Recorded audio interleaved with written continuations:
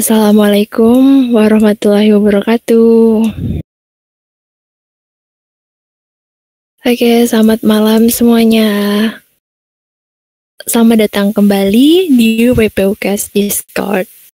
Ya, gimana kabarnya semua hari ini? Sehat? Atau lagi batuk, pilek?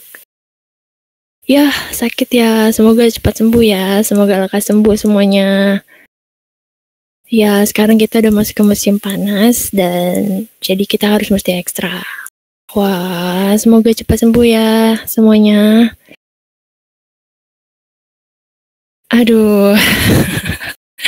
Oke, semua kalian pasti udah gak sabaran nih buat kita ngobrol-ngobrol atau diskusi langsung sama speaker kita malam ini.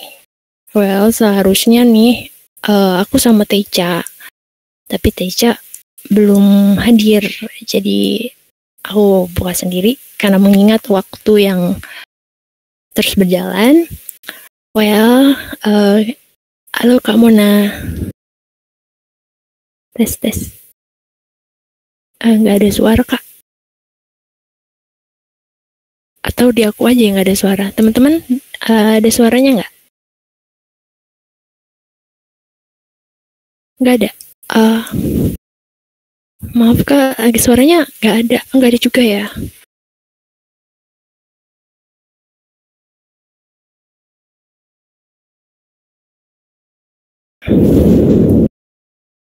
Oh, suaraku ada. Kira-kira kenapa ya teman-teman?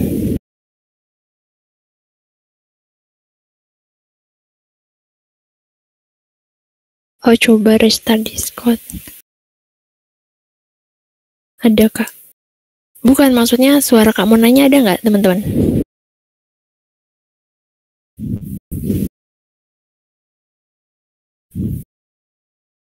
Coba di settingnya bagian input Kak Mona. Suara Kak Mona nggak ada.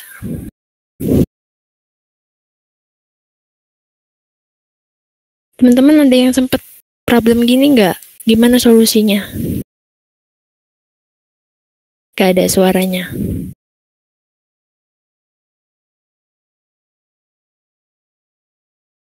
Oke, kalau cek mic Kak, itu Diven. Oh ya, ini baru Diven. Mungkin kamu lagi nyoba setting. Biasanya di setting sound input. Kamu hilang.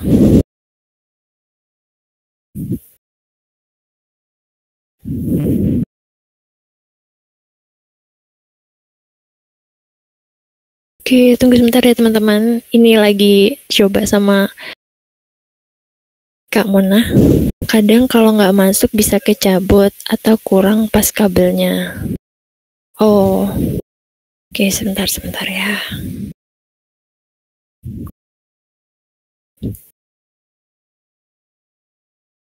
Oh, itu tuh.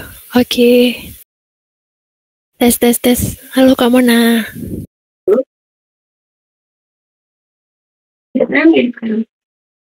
Gimana teman-teman? Kedengeran nggak suaranya? Nah, ada suaranya Kak. Akhirnya. Backup mikrofon dulu. Oh, iya Kak. Udah aman semuanya? Udah kedengeran belum suara Kak Monanya?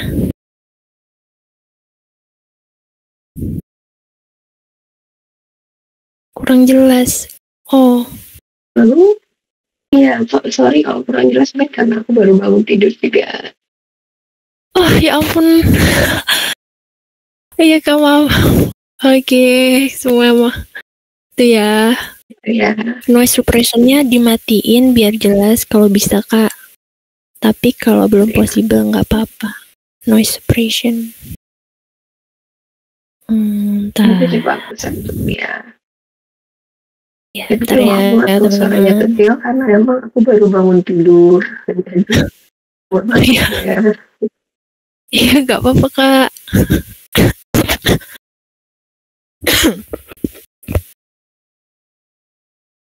Ya, selagi ini kalian kalau mau ngasih pertanyaan, tanya-tanya bisa kirim ke link ini ya, teman-teman.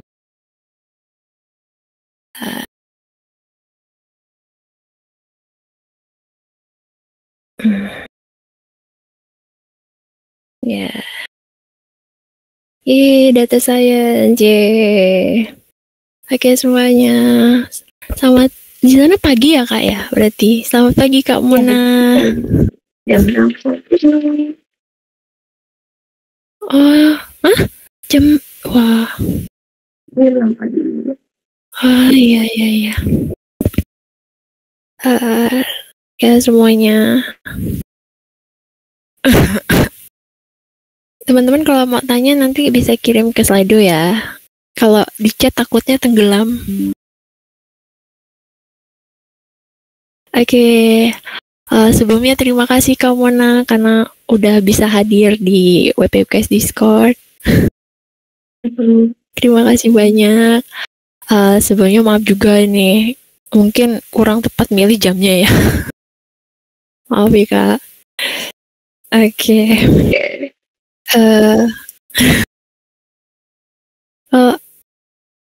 Ini kalau misalnya apa ya?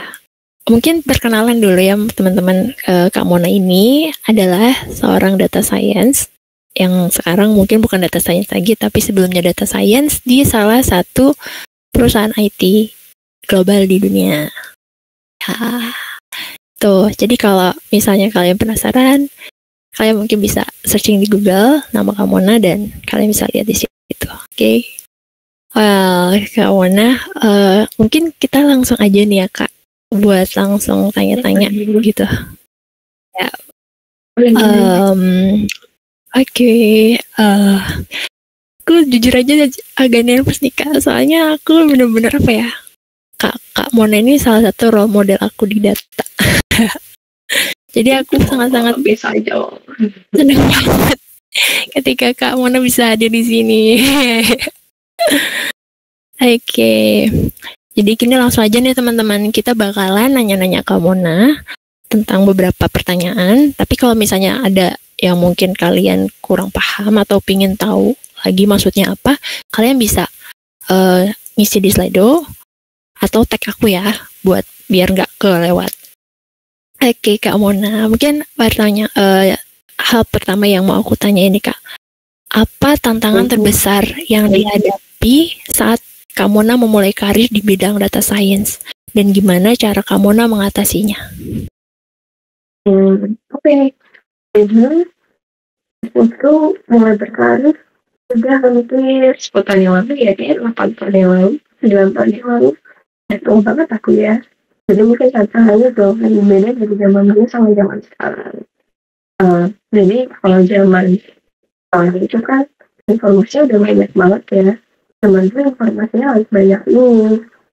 Dan peluang kerjanya juga harus banyak sekarang. Jadi tantangan zaman aku waktu itu memulai karir ya, literally mulai karir itu sendiri karena karirnya tak ada zaman dulu. Dulu kayak role dan scientist kayak gitu belum banyak. Jadi apa itu nggak tahu data scientist itu apa.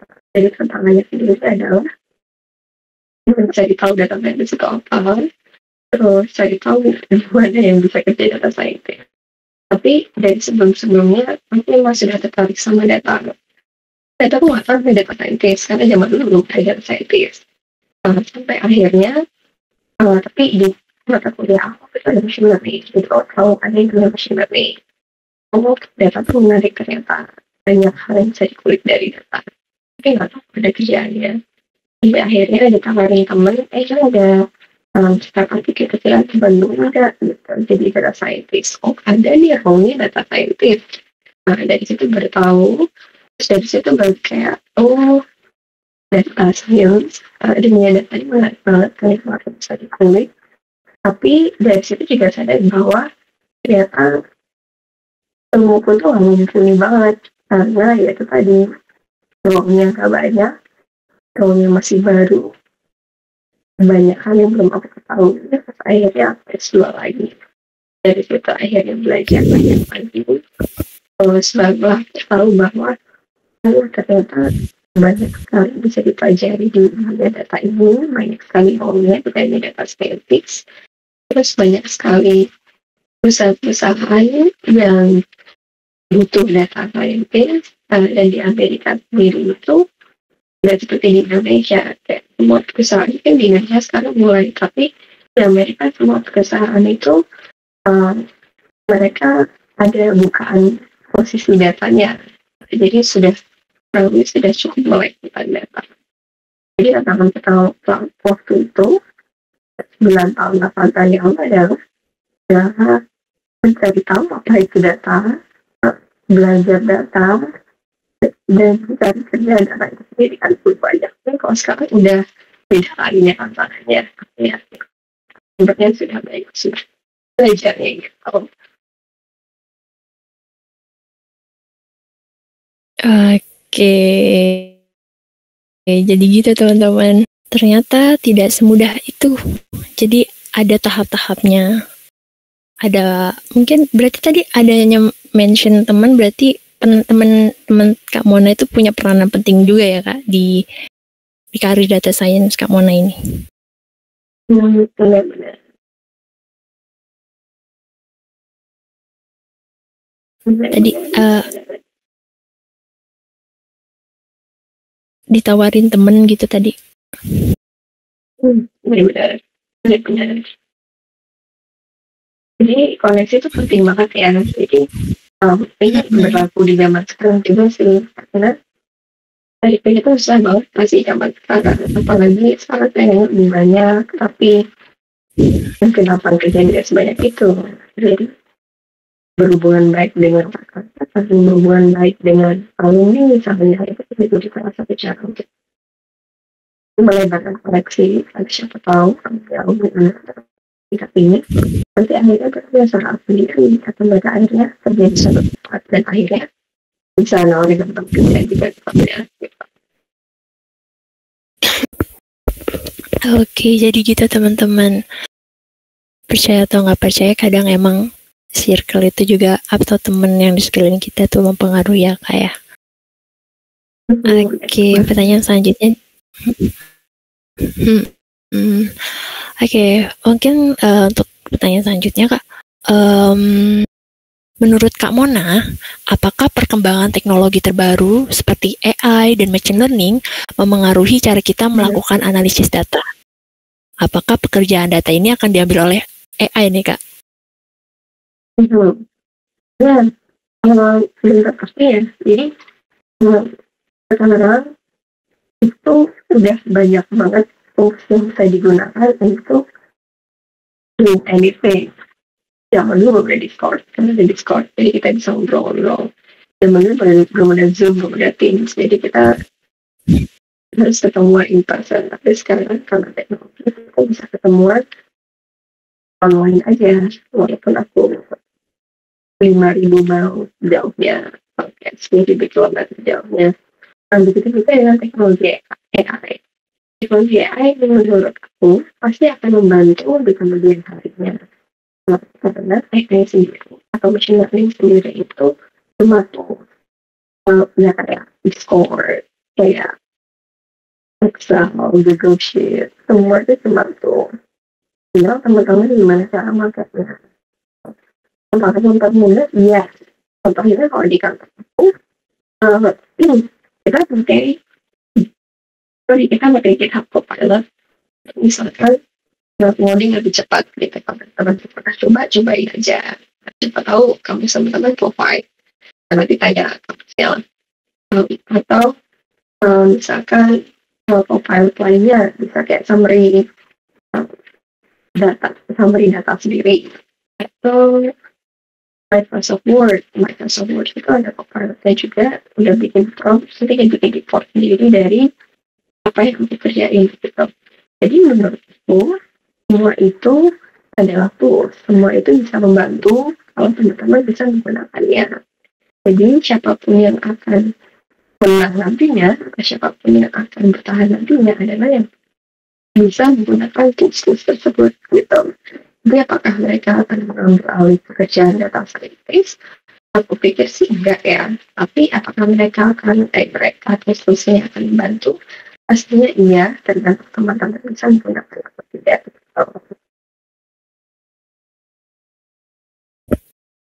Oke, jadi gitu guys. Kalian gak usah khawatir AI bakalan mengambil alih. Tapi dengan adanya AI, kalian harus memanfaatkan itu dengan baik ya Kak Mona. Supaya mempermudah juga. Maaf Kak Mona, nih ada yang chat katanya suaranya kayak putus-putus dikit. Ya bentar ya. Itu udah berusaha ganti mikrofon dari tadi. Tapi entah kenapa dia nggak mau ngedetek mikrofon aku. Jadi aku harus ganti headphones gitu. Jadi biasanya aku ada mikrofon nih yang aku pakai. Dan dia nggak mau ngedetek, entah kenapa. Area. Kembali aku pasang mikrofonnya. Ini kayaknya emang masalah di membernya Kak. Soalnya ini ada yang bilang di saya lumayan smooth. Oh, ini ada yang ngamen. Ada pilihan input yang lain nggak Kak? Katanya. Ada pilihan input. Itu ya, aku dari tadi udah aku kangen. Jadi aku biasanya ada mikrofon. Tapi entah kenapa ini dia nggak mau ngedetek gitu. Sabar ya, bentar.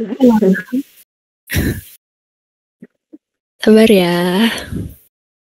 Emang Discord ini emang kadang-kadang bermasalah di sini Kak. Kadang juga emang suaranya hilang, gak kedengeran. Bentar ya teman-teman. Ini Kak Mona lagi nyoba nyari input lain supaya teman-teman bisa dengar jelas. Sembari Kak Mona lagi setting input, aku dari 2 pertanyaan tadi yang udah sempat ditanyain, intinya gini teman-teman. Jangan menutup relasi, karena mungkin dari relasi itu akan terbuka jalan buat teman-teman ke pekerjaan yang lebih baik gitu. Terus jangan khawatir AI mengambil alih karir atau data science itu sendiri. Karena apa? AI itu hadir untuk membantu teman-teman, mempermudah. Jadi mempersingkat waktu kalian dalam memproses dataset. Sebenarnya maaf semua. Ini aku juga lagi batuk Kak.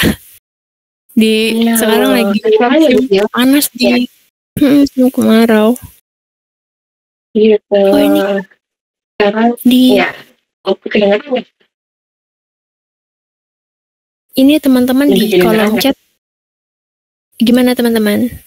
Oh ini teman-teman di chat ada ngasih SS nih. Bentar Kak Mona, aku coba di tag Kak Monanya teman-teman. Iya, aku sudah mencoba semuanya.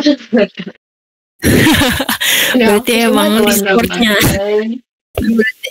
Aku coba, thank you saran-sarannya. Terus sudah aku coba.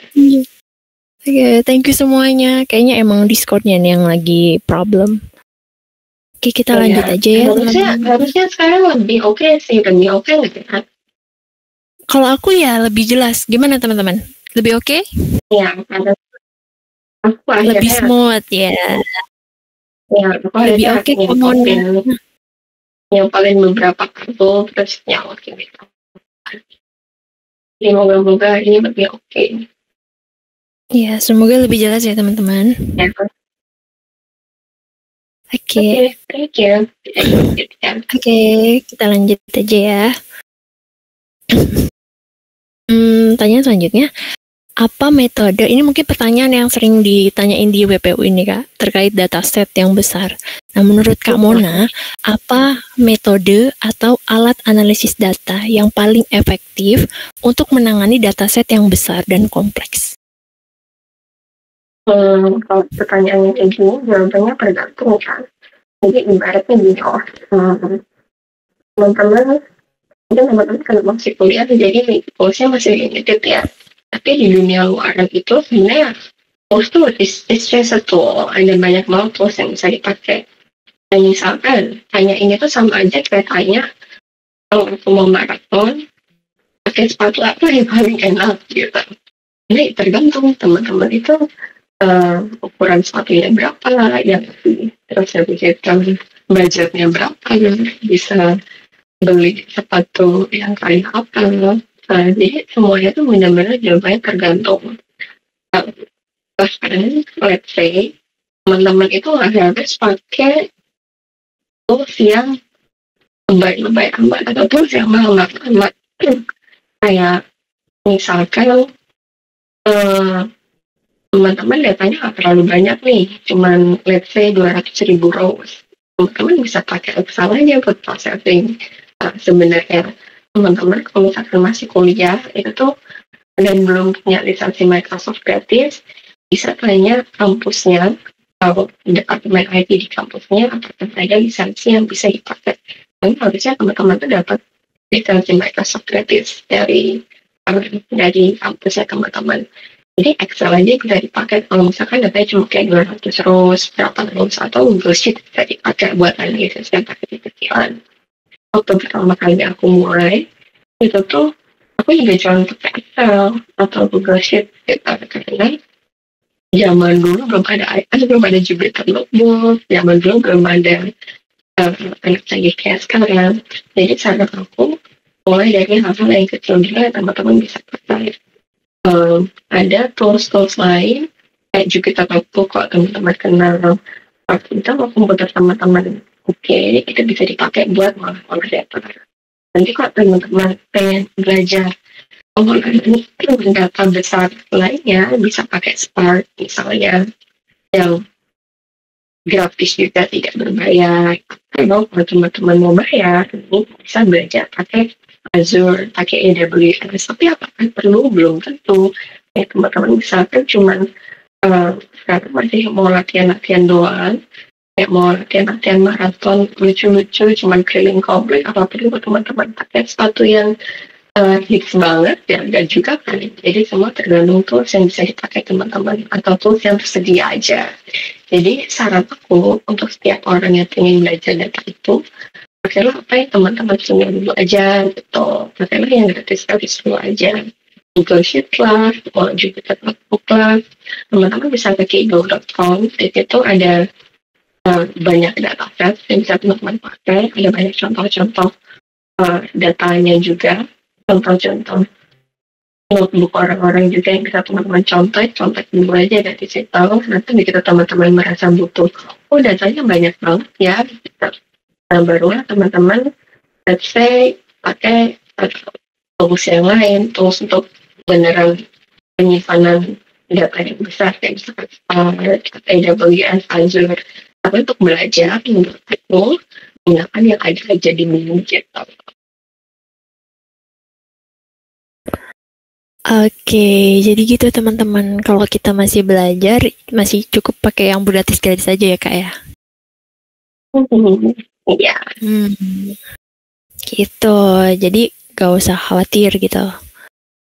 Nanti kalau seiring, kalau misalnya udah mulai kerja, baru mulai pakai yang berbayar gitu. Oke. Mungkin kita masuk ke pertanyaan selanjutnya nih kak. Kan data itu nggak terlepas dari visualisasi gitu kak. Nah menurut Kak Mona, apa peran data visualisasi dalam komunikasi hasil analisis data? Dan alat atau teknik apa yang direkomendasikan Kak Mona untuk visualisasi yang efektif, yang gampang dipahami atau gampang dimengerti? Oke, ini bisa satu webinar sendiri ya, sebenarnya pertanyaan tidak memiliki jawaban. Sebelum itu, sebenarnya untuk penting, aku mau cerita tentang beberapa posisi data nih. Jadi sebenarnya teman-teman tuh udah tertarik sama data, itu tuh nggak harus jadi data scientist, dan kalau nggak jadi data scientist, visualisasi itu sebenarnya nggak penting. Jadi gini, kalau misalkan teman-teman tertarik sama data, itu sebenarnya ada banyak sekali role yang bisa teman-teman jamahi gitu, bisa teman-teman daftar untuk pelajari. Misalkan yang kayak data engineering. Data engineering itu tugasnya mengumpulkan bahan-bahan yang akan digunakan. Jadi bukan data. Misalkan nih teman-teman nanti kerja di perusahaan masyarakat ini ngapain aja. Nah, data engineering nanti tugasnya adalah ngumpulin data-data historical masyarakat ini gitu. Kan ada engineering yang dia tugasnya let's say bikin API untuk Google Maps. Jadi Google Maps nggak tahu jam berapa aja dia datangnya. Dan data engineering nanti misalnya tugasnya adalah ngumpulin data-data ini, jadi masyarakat punya historical data-nya. Let's say. Nah, tugas data engineering ini nggak butuh visualisasi juga. Nah, jadi teman-teman yang nggak sudah visualisasi di data engineering aja. Nah, tapi nanti ada kerjaan lain yang berhubungan juga dengan visualisasi. Misalkan data science atau machine learning scientist. Kalau di kantor aku sendiri, kita udah nggak punya namanya data analyst. Kalau di Indo masih ada data analyst kali ya, atau business engineering. Ini orang-orang yang biasanya bikin visualisasi. Sampai kerjaan mereka biasanya ditanyain bos, ini gimana hasil produk X gitu. Misalnya kerja Jakarta ini gimana kerja Jakarta kita untuk online 3 bulan terakhir. Nah ya udah dibikin aja visualisasinya sama data analis business engineering ini. Jadi mereka bikin visualisasi ini bos gitu, visualisasinya seperti ini, dan ketika visualisasinya seperti apa lagi-lagi kayak tadi maraton satu tergantung ini bisa satu saya sendiri untuk menjelaskan tergantung tipe-tipenya seperti apa, tergantung apa yang mau dijelaskan. Dan itu memang penting kalau teman-teman ingin menjelaskan sesuatu pada orang-orang yang nggak ngerti data sama sekali misalnya, atau nggak ngerti konteks sama sekali. Seperti itu sangat penting. Terus ada juga namanya machine learning scientist. Machine learning scientist itu dia tugasnya membuat model-model machine learning untuk mencari tahu langkahnya lebih lanjut dari insight-insight yang tadi telah diberikan pada bos-bos tadi. Misalkan si bos-bosnya tanya terus, oh ternyata macet ya ininya apa namanya di sekitar gitu, kan sering macet sih di daerah X, apa yang terjadi gitu. Kalau misalkan kita ganti ke bis elektriknya, kita misalkan ganti jadi bis tingkat ya kan enggak gitu untuk mengatasinya. Nanti machine learning scientist ini bikin pemodelan untuk membuktikan hal tersebut. Apakah butuh visualisasi? Visualisasi penting enggak, tapi akhirnya tergantung kalau angkanya ingin disajikan seperti itu. Nanti ada machine learning engineering, tugasnya adalah kalau misalkan ada model machine learning nih yang mau diaplikasikan ke mobilnya, misalkan nanti mobilnya bisa nyetir sendiri ya Tesla. Dan dia nanti tugasnya mendeploy model-model tersebut di setiap bisnya gitu. Jadi sebenarnya ada banyak bidang data. Visualisasi itu penting, ya. Bentuknya seperti apa tergantung apa yang ingin diutarakan, karena lagi-lagi tergantung ya ada online seperti apa, itu harus sesuai dengan kaidah-kaidah tertentu, bentuknya seperti apa, segala macamnya, itu semua tergantung. Tapi apakah penting sekali apabila pekerjaan teman-teman berhubungan dengan mengkomunikasikan hasil tersebut terhadap orang lain yang mungkin nggak tahu sama sekali apa itu data, mungkin nggak tahu sama sekali apa itu yang teman-teman kerjain gitu. Dan kalau teman-teman jadi business engineering, BA, data analyst, itu akan sering melakukan hal tersebut. Tapi kalau teman-teman tertarik dengan data, tapi tidak di bidang tersebut, data engineering misalnya, bisa aja teman-teman bisa gitu.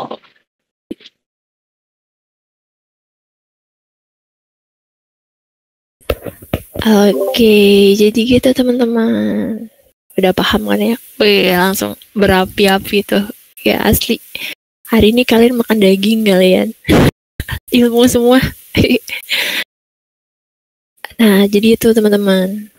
Untuk visualisasi sendiri, itu tadi udah dikasih tahu sama Kamona beberapa teknik atau alat yang direkomendasikan.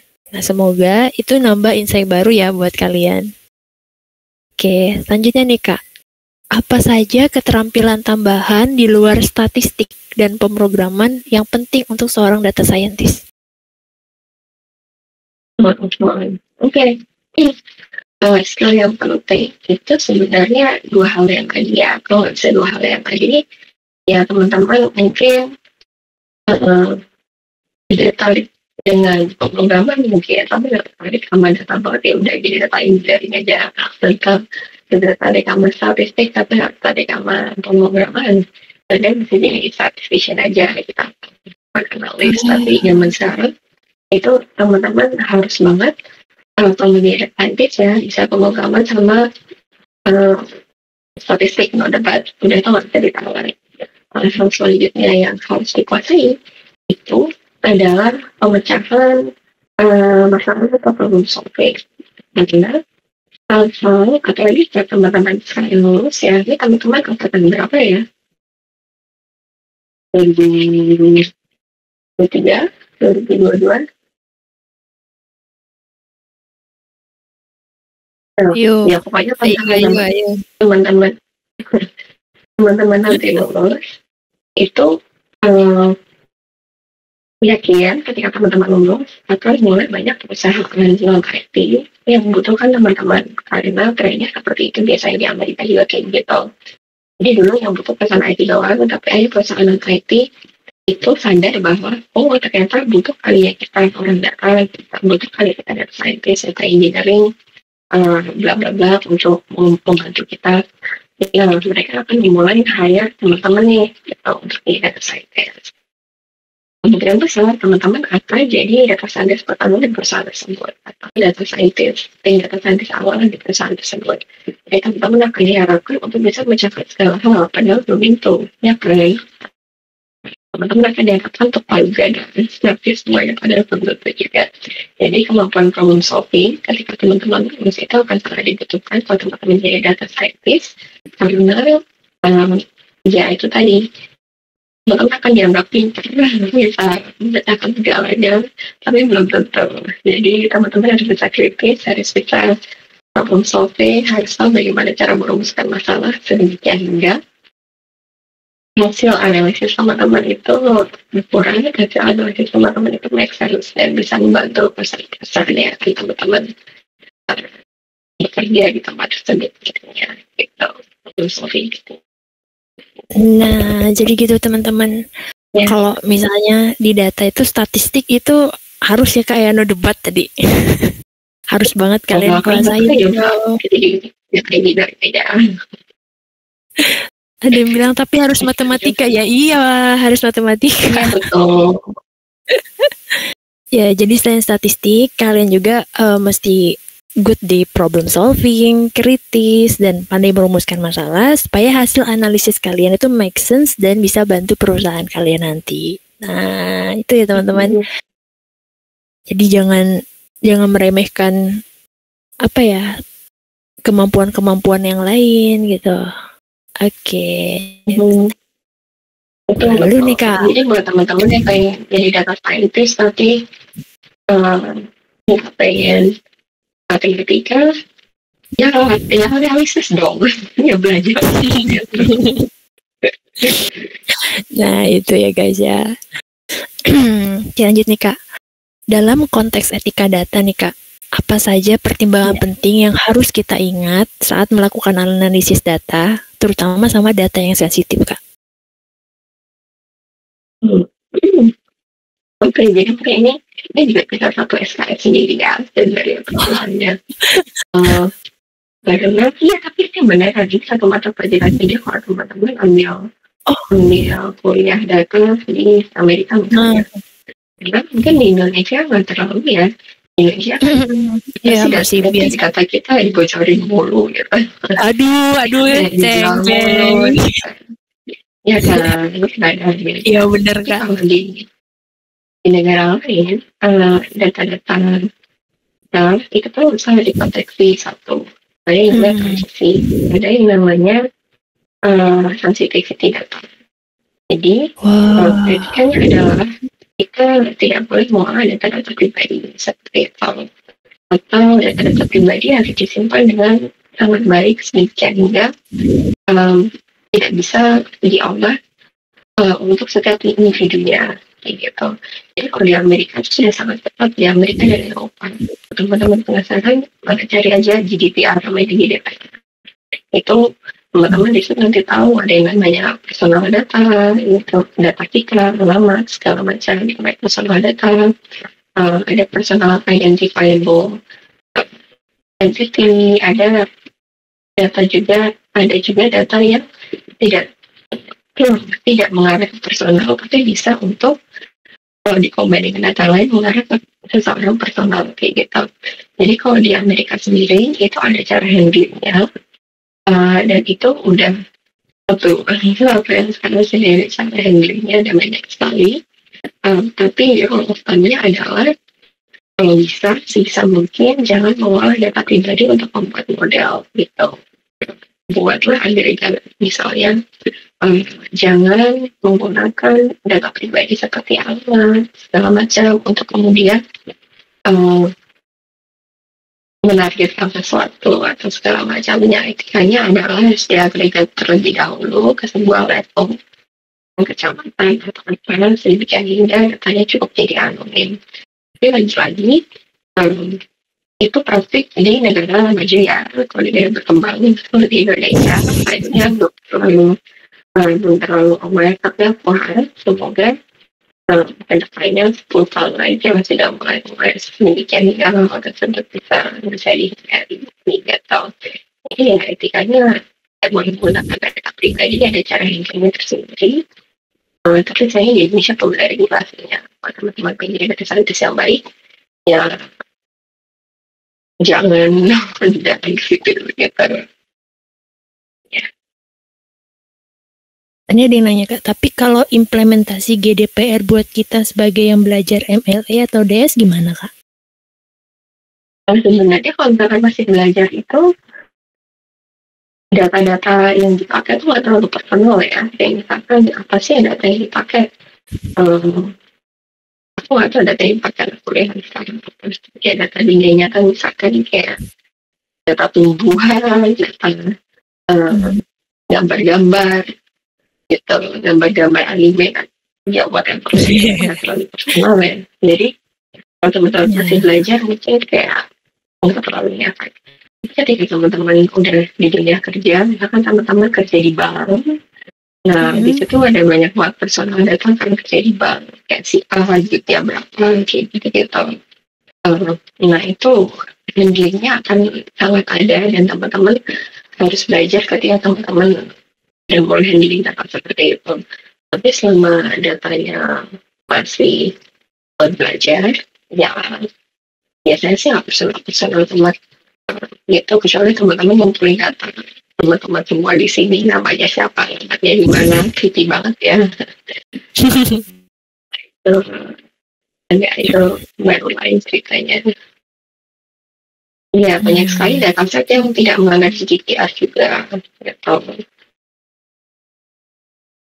Terima kasih Kak Mona. Oke, terima kasih Kak. Itu sudah terjawab katanya. Oke, lanjut nih guys. Apa saran Kak Mona untuk seseorang yang baru memulai perjalanan mereka di bidang data science? Apa langkah pertama yang harus mereka ambil untuk mempersiapkan diri mereka dengan baik, Kak? Terutama ini yang mahasiswa baru ini, Kak.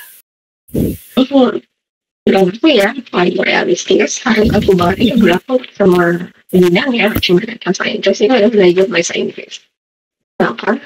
Karena semua materi, bukan semua sih, banyak materi itu tuh ada di bahasa Inggris. Dan perkembangan teknologi kan cepat banget nih. Itu perkembangan pertama itu biasanya bahasa Inggris, kayak jurnal paling baru biasanya bahasa Inggris sekali. Jadi kalau mau paling update, mau jadi yang paling update atau mau jadi yang paling maju di situ, mau belajar banget dan membantu banget itu, karena aku pertama udah belajar bahasa Inggris gitu, depan bahasa Inggris ya guys. Ya, karena aku sendiri mengalami bahwa ketika let's say aku di Indonesia, resource-nya misalkan bahasa Indonesia, itu ternyata tidak sempurna akhir ketika aku cari bahasa Inggris gitu. Sesimpel googling atau cari video di YouTube aja. Sering banget teman-teman ngomong kayak Kak, aku nggak dapat materi tentang X gitu. Coba dicari pakai bahasa Inggris. Oh iya, ketemu. Oh ya, simple pencarian di Google atau pencarian di YouTube pakai bahasa Inggris itu akan lebih nemu jawabannya daripada pakai bahasa Indonesia. Ini bahasa Inggris itu penting banget satu.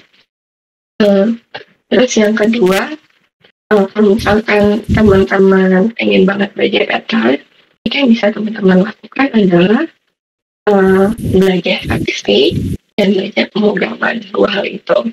Belajar statistiknya dari mana? Dari YouTube kan ya. Makanya aku bilang pakai YouTube bahasa Inggris. Ada channel YouTube bahasa Inggris yang aku suka namanya STAT, STAT, terus teman-teman bisa belajar basic-basicnya machine learning, statistiknya dari situ. Tapi bahasa Inggris, jadi teman-teman makanya harus bisa bahasa Inggris. Channel bahasa Indonesia-nya sih aku jarang banget yang provide kayak gitu.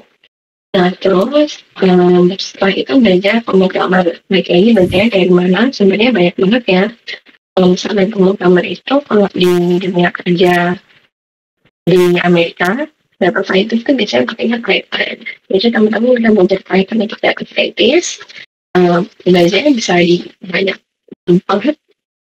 Setelah teman-teman belajar di mana.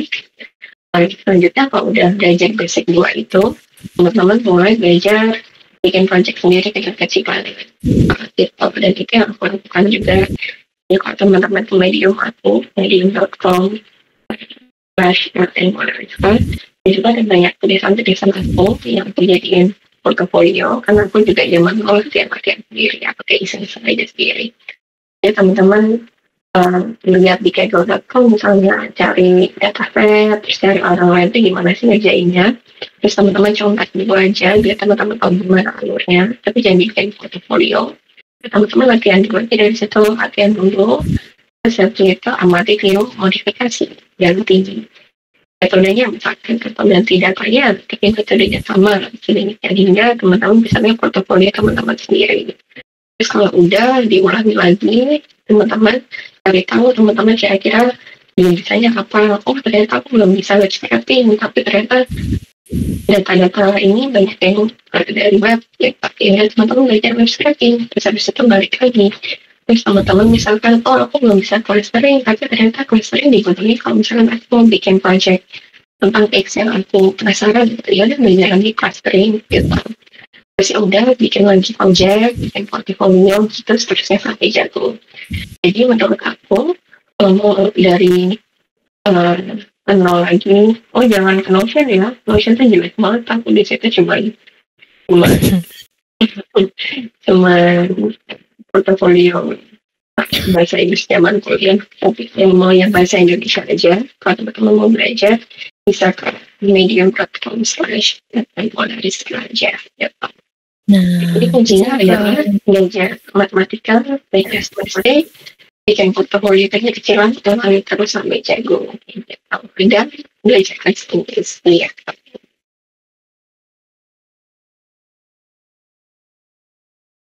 nah itu ya guys. Jadi kayaknya ada yang nanya nih, apa sih channel YouTube-nya tadi, apakah nggak kedengeran katanya? Quest. Oh ini nih, Statcast ya, siapa? Nat, udah dijawab. By the way, link Medium kamu nah ini bener gak Kak? Aku takut salah. Iya ya. Aku ngambil dari ini, aku ngambil dari ini sih pentingnya tapi dulu ya. Bentar.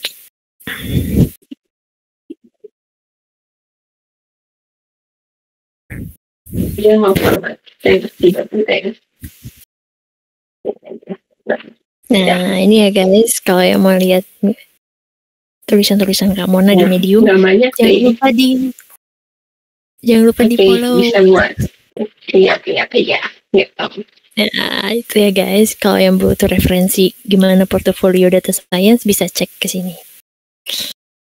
Oke, jadi tadi secara sekilas dari Kak Mona itu pesannya gini, buat kalian yang baru belajar, yang utama dan paling utama adalah keharusan belajar bahasa Inggris. Karena research-nya banyaknya dalam bahasa Inggris, teman-teman. Oke, terus kalian harus belajar statistik, belajar pemrograman, terus mengaplikasikannya dalam bentuk proyek-proyek. Gitu ya, Kak ya?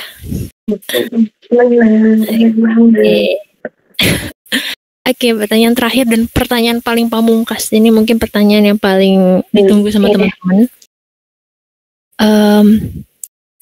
Seperti yang kita ketahui, Kak Mona ini kan bekerja di salah satu perusahaan IT besar di dunia.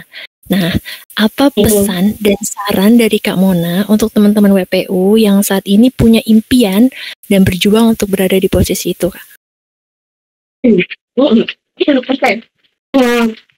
Mau basa-basi apa mau to the point? Kalau mau basa-basi ya semua orang kalau berjuang pasti bisa kayak zaman basa-basinya. Tapi jawaban realistisnya adalah aku tuh kuliah habis banget. Jadi aku merasa aku bisa sampai di sini karena ketika kuliah aku berterima kasih pada diriku sendiri sih, karena ketika kuliah aku habis. Jadi apa yang aku lakukan ketika kuliah itu apa yang aku dapatkan sekarang aku nggak sepenuhnya nanti apa yang aku di masa kuliah. Jadi untuk kuliah itu aku sebenarnya habis banget. Jadi kalau misalkan aku bilang apa semua orang kalau misalkan berjuang pasti bisa, sebenarnya nggak juga ya, karena banyak faktor yang bisa membuat kita sukses dan membuat kita sukses. Dan satu faktor yang aku lakukan adalah habis banget untuk kuliah. Jadi kuliah itu aku waktu itu bilang selain S1 di desain, tapi aku sebenarnya nggak pengen pendidikan.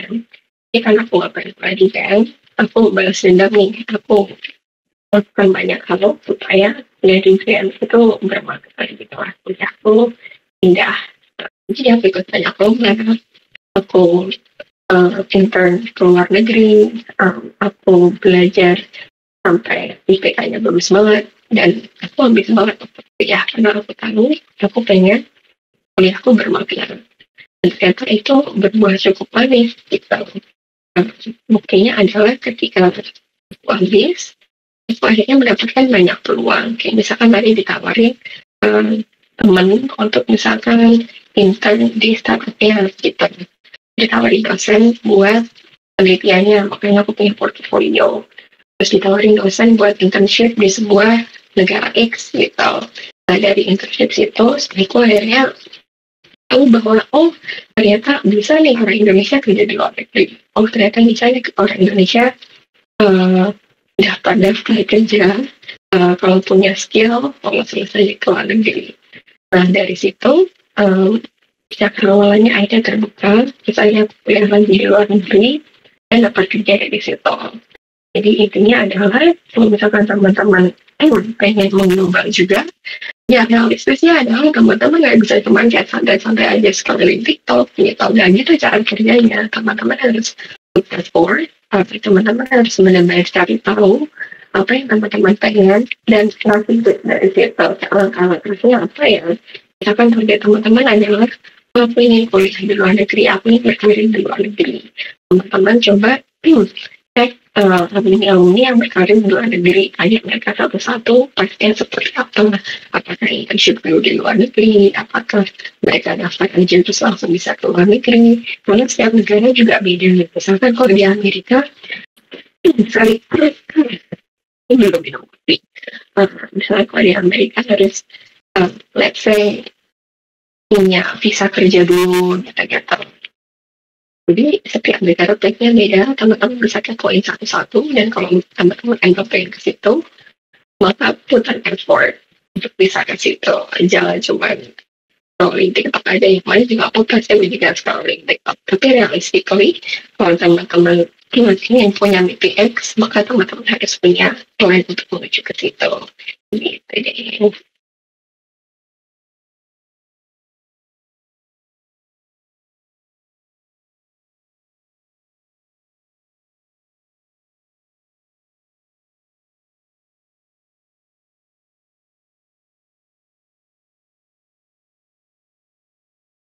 Oke, aku jawab ya, apakah untuk bisa kerja atau dirinya orang negeri kita harus pernah magang di luar negeri? Enggak harus juga, tapi kita harus punya portfolio. Jadi satu hal yang menurut aku penting banget zaman sekarang, dan mungkin nggak terlalu ngefek ya, tapi kayak masalah aku tuh portofolio. Teman-teman bisa mulai kerja di Upwork misalkan, atau kerja rumah freelance gitu untuk ngumpulin portofolio, dan bisa dapet klien luar negeri juga, dan hingga orang-orang luar negeri tahu bahwa teman-teman punya skill kayak gitu. Jadi yang penting sekarang adalah kalau aku jadi teman-teman itu bikin portofolio aja sebanyak-banyaknya. Ini berlaku untuk segala bidang ya, baik itu web dev, entah itu UI, UX, atau data science. Kita punya portofolio itu penting banget agar teman-teman bisa menonjolkan skill teman-teman tanpa harus ngobrol. Dan maksudnya cuma dilihat ini portofolio aku gitu, oh skillnya oke ya gitu. Oke.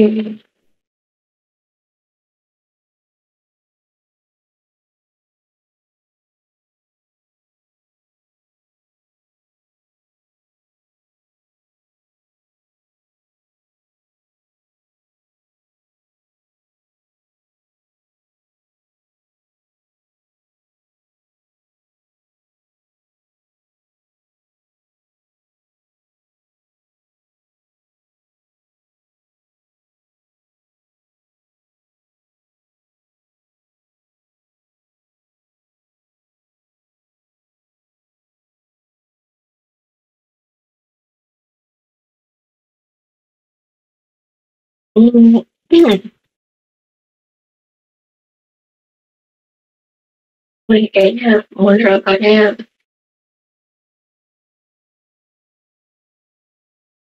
kenapa nih? Ya ampun, aku dari tadi ngomong Kak. Dari tadi aku ngomong Kak, lupa ngidupin mic. sorry semuanya. Aku jadi tadi nanya kok kayaknya kamu nggak ngerespon, ternyata aku ngidupin mic, maaf semua. Oke, jadi itu tadi ya. Sorry semuanya. Oke Kak, jadi itu ya teman-teman. Apalagi tadi Kak Begal Sepeda, semoga menjawab ya pertanyaannya. Intinya kita mesti banyak-banyak membuat portofolio, nggak cuma di ranah data science, tapi di ranah lainnya kayak web dev dan segala macamnya. Itu juga perlu bikin portofolio. Oke guys. Nah itu. Oh iya Kak, kamu nak kok ini kan teman-teman ada jawab, ada apa sih ini ngisi Slido, udah mengirim ke beberapa pertanyaan. Mungkin karena waktu terbatas, ini mungkin dijawab beberapa aja ya teman-teman. Soalnya banyak banget Kak pertanyaannya. Nah pertanyaannya di sini. Boleh banget. Udah banyak banget. Dan kebanyakan pertanyaannya ini emang pertanyaan yang banyak apa ya? Yang banyak dipertanyakan oleh mereka yang baru belajar. Seperti gini Kak. Boleh nggak Kak mengolah atau membuat portofolio dari web? Waduh. Dari web judi olahraga, datanya diambil dari situ. Maksudnya dari web judi olahraga gimana nih? Ini pertanyaan. Membuat portofolio dari web. Misalkan ternyata dari situ ada analisis, ternyata aku nggak tahu sebenarnya analisis, tapi analisisnya harus mendalam ya. Ternyata yang suka jadi analisis ternyata adalah kelas ke bawah, terus yang bisa tinggal di daerah Sumatera gitu. Ternyata dapat kesimpulan itu ya boleh gitu. Ya semua boleh-boleh aja, asal hasilnya menarik aja, nggak cuma kayak oh ini apa namanya, kita udah web scrap jadi olahraga, terus habis itu ternyata yang ikut ada 10.000 gitu, terus kenapa harus buat kayak gitu. Jadi ya boleh-boleh aja asal kuliah aja gitu. Oke, jadi nggak ada masalah ya, boleh-boleh aja. Asalkan tujuannya nggak yang aneh-aneh, oke. Tanda di garis bawah ya teman-teman. Oke, lanjutnya nih Kak. Nah ini pertanyaan yang banyak ditanya sama teman-teman. Roadmap atau apa saja yang perlu dipelajari untuk menjadi seorang data scientist? Menurut Kak Mona itu roadmapnya ya?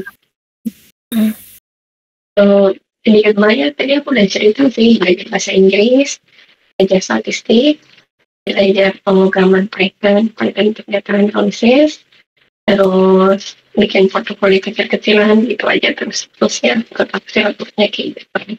Karena kalau aku ngomong tools, let's say apa sih pakai Spark atau pakai apa kan teknologi itu berubah terus ya. Tapi kayak secara garis besarnya, kalau itu tadi belajar bahasa Inggris, belajar statistik, di situ belajar pemrograman dan portofolio sudah dimakan. Gitu ya. Semoga kalian udah tahu nih roadmapnya gimana. Kalau dari kamu sendiri nih, lebih prefer Python atau kan ada kayak Rust gitu? Kalau lebih banyak dipakainya Python ya kak ya? Ya, kalau menjadi saintis biasanya bahasa yang paling dipakai itu Python. Gitu. Ya, Tergantung perusahaannya juga ya, tergantung perusahaannya. Tapi yang paling populer sekarang itu adalah Python. By the way, halo Teica. Nih, tadi harusnya aku sama Teica, Kak. Cuman baru muncul. Halo Teica. Halo, sorry. Iya. Nah, lanjut ya Kak. Mungkin ini pertanyaan terakhir ya, karena waktunya udah lewat. Ini pertanyaan terakhir, Pamungkas. Project apa yang baiknya kita buat biar bisa upload jadi data scientist? Project macam apa menurut kamu yang stunning atau menarik gitu? Menurut aku project yang paling menarik adalah project yang teman-teman suka gitu. Nah, itu bisa apa aja gitu. Contohnya teman-teman suka K-pop nih, teman-teman bisa bikin analisis jumlah anggota K-pop cewek versus cowok dari tahun 2000. Itu udah menarik banget. Teman-teman suka lagu-lagu Indo nih gitu. Teman-teman bisa bikin analisis kenapa lagu-lagu tahun 2000 lebih centil daripada lagu-lagu zaman sekarang yang melo-melo semua bikin lagu gitu. Tapi teman-teman suka anime, teman-teman itu semua one piece dari nomor 1, terus teman-teman bisa bikin analisis apa yang ada dialognya paling banyak banget sebenarnya hal-hal yang bisa teman-teman lakukan kalau untuk bikin portofolio. Dan saran yang selalu aku kasih adalah mulai dari apa yang teman-teman suka aja, jadi hal terdekat teman-teman aja gitu. Hal pertama yang aku lakukan waktu itu, aku nggak tahu kalau ini tuh data analisis, tapi hal paling pertama yang aku lakukan waktu itu tahun 2000, masih disebutin tahunnya ya, pokoknya aku penasaran masuk UGM. Terus aku penasaran banget waktu itu, aku nggak masuk jalur pengusahaan bibit kalau saya nggak sampai ke undangan gitu lah. Aku nggak masuk, padahal kayak aku merasa NGR-nya aku merasa aku pintar aja gitu. Terus habis itu aku telusuri waktu itu di GAN tuh masih kayak ngasih tahu jalur masuknya berapa di tiap fakultas itu, di tiap jurusan. Terus dari situ aku tahu bahwa memang ada kuotanya untuk tiap jurusan gitu, dan kuota jurusan itu banyak gitu, tapi kuota jurusan lain tuh mungkin lebih banyak gitu lah. Jadi semua harus berawal dari apa yang disukai teman-teman sendiri, dan aku yakin ketika teman-teman mulai dari situ, satu akan lebih gampang, dua teman-teman akan lebih senang kerjainnya gitu. Yang remeh-remeh dulu aja lah, kayak ya itu tadi suka K-pop, ya coba K-pop, teman-teman suka anime ya, mulai dari anime teman-teman tonton gitu. Oke, nah jadi gitu teman-teman, buat portofolio itu sebenarnya buat biar kita menikmatinya atau enjoy bikinnya, mulai dari apa yang teman-teman sukai. Misalnya nih, kebanyakan kan programmer kan katanya wibu tuh. Nah, dari anime yang kalian tonton atau anime yang kalian suka, kalian bisa bikin project dari situ. Atau yang memang suka musik K-pop, bisa mulai dari situ ya kak ya.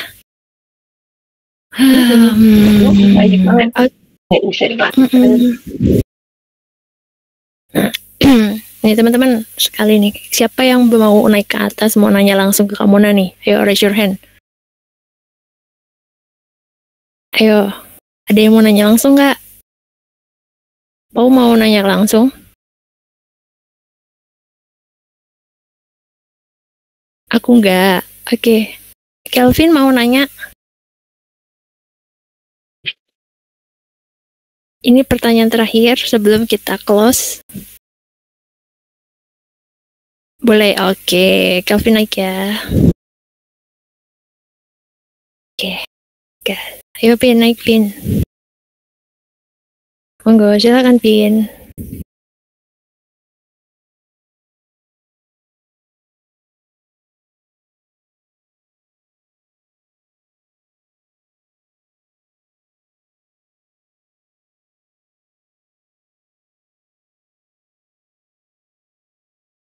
Nggak ada suara, Pin. Teman-teman dengar nggak suara Kelvin? Ini kayak problem kamu tadi di awal. Kayak rusak. Oke, jadi kalau emang nggak ada yang mau naik, mau nanya, mungkin kita akhiri dulu WPUKS kita pada malam hari ini. Sebelumnya, via chat aja. Ayo, silakan. Ayo, Vin. Ayo, chat. Kita tungguin.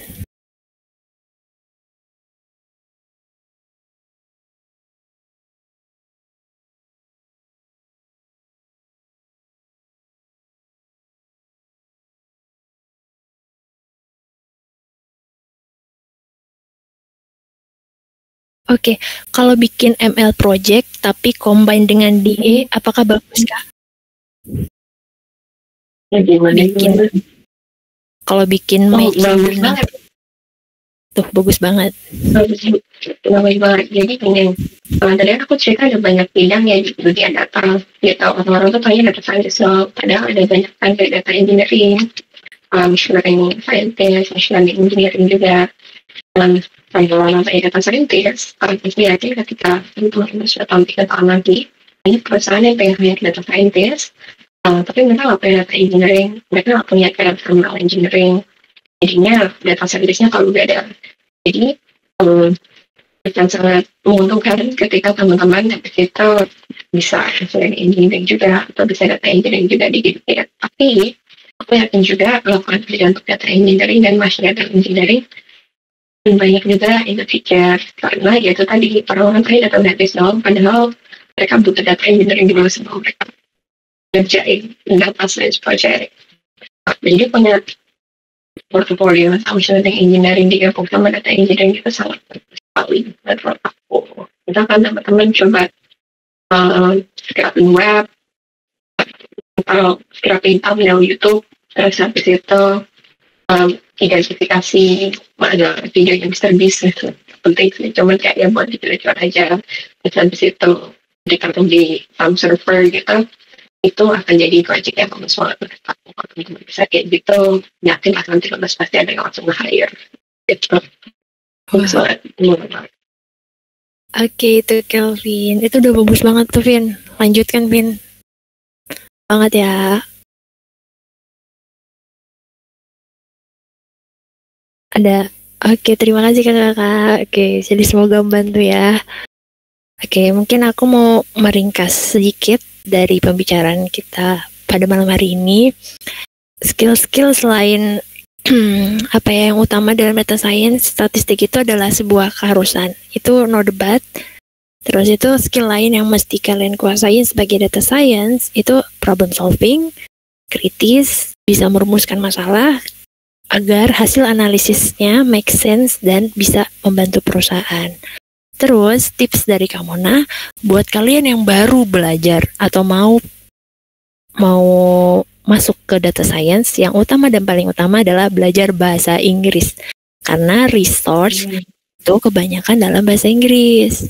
Terus belajar statistik. Belajar statistik ini kalau misalnya kalian kurang paham dengan yang ada di kampus, kalian bisa manfaatin yang ada di YouTube. Sekarang kan udah banyak banget ya kayak. Terus belajar pemrograman dan terakhir mengaplikasikannya dalam project. Dan projectnya seperti apa? Projectnya adalah berangkat dari apa yang teman-teman sukain, supaya kalian enjoy bikinnya. Nah itu, jadi itu aja sedikit kesimpulan dari obrolan kita pada malam hari ini. Semoga apa yang disampaikan Kak Mona bisa bermanfaat dan menambah wawasan serta insight baru buat kalian. Dan tak lupa, dan aku mau ngucapin terima kasih banyak ke Kak Mona. Terima kasih banyak Kak Mona. Ya, sama-sama udah diundang ke sini. Ayo say thank you guys semuanya. Soalnya maaf ya, pertanyaannya ada beberapa yang nggak bisa dijawab karena waktunya tidak mencukupi. Several people typing. Thank you Kak Mona. Semoga kapan-kapan bisa ngisi lagi ya Kak ya. Ya, boleh banget. Oke. Baiklah, aku akhiri WPUKS pada malam hari ini. Selamat malam dan wassalamualaikum warahmatullahi wabarakatuh. Terima kasih Kak. Assalamualaikum teman-teman. Selamat malam. Waalaikumsalam. Selamat malam Kak.